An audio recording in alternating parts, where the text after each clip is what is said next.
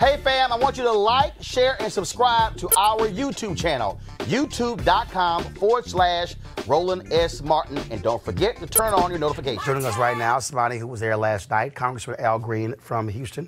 Congressman, how you doing? Doing quite well, better than I deserve. Now, I was not in the room. So you chose... I was on the Hill in my office. So you chose not to sit in the room? I have not been there since he has been in office. And why is that?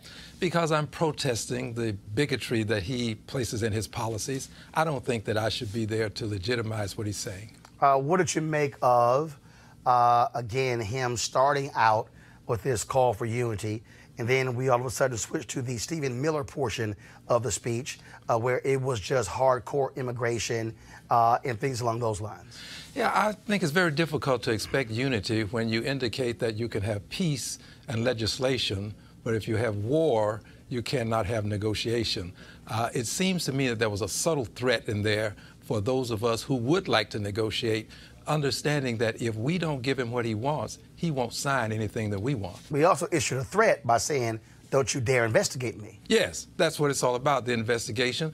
And he's been doing this since Mr. Comey was fired. You might recall all of this started when he fired Comey and then went on national TV at prime time and confessed that he was thinking about the Russia thing at the time he did it.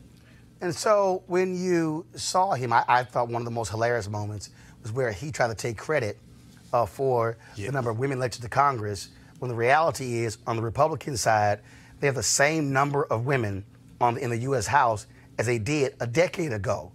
The growth, when it comes to women, is on the Democratic side, and that's because they beat folks who were supporting his policies. Yes. Well, he's always had a distant relationship with reality and truth.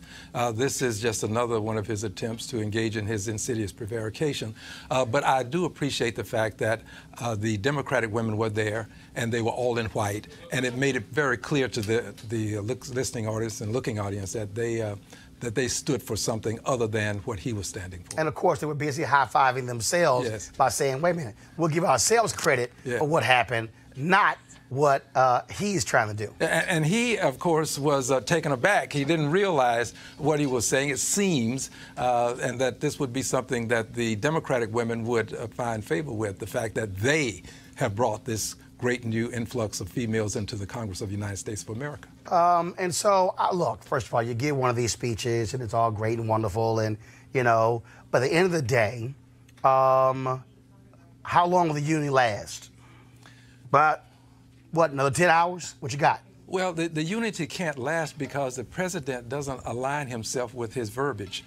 He consistently will betray those that have trusted him to go out and negotiate deals. It's happened with senators. It's happened with members of the House of Representatives. He seems to have a group of people, most of whom are not in Congress, dictate what his policies would be. Coulter, Limbaugh, Hannity. Those are the people that he really listens to. All right, and so what happens next? What happens next with House Democrats? Well, here's what happens next. The conference committee will come back, hopefully with something that we will be able to agree to. But I think that the president is going to use his emergency powers to go forward without the benefit of legislation and engage in litigation, understanding that it'll be tied up in court for some period of time, and he'll be able to claim his victory, take a victory lap, and move on to his next prevarication. All right, then. Congressman Al Green, always good to see you. Always here on the show. Thanks a lot. All right, folks, back to that Roland Martin Unfiltered video in just one moment. Now, calling all HBCU alumni, students, and leaders, you can enter the Ford Motor Company HBCU Mobility Challenge and win $25,000 for your school. Building on their long-term support of HBCUs, Ford is looking to improve mobility in HBCU communities through innovative solutions. Now, the winning program will receive a grant of up to $25,000 to implement their proposal. The deadline to apply is March 31st, 2019. Now, we want you to go to FGB.Life. That's FGB.Life for more info and to apply. It should be, of course, you see right there, FGB.Life.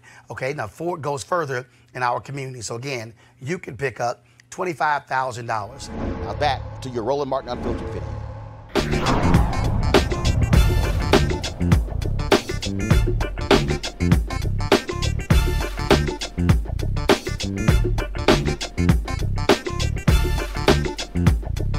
Peace.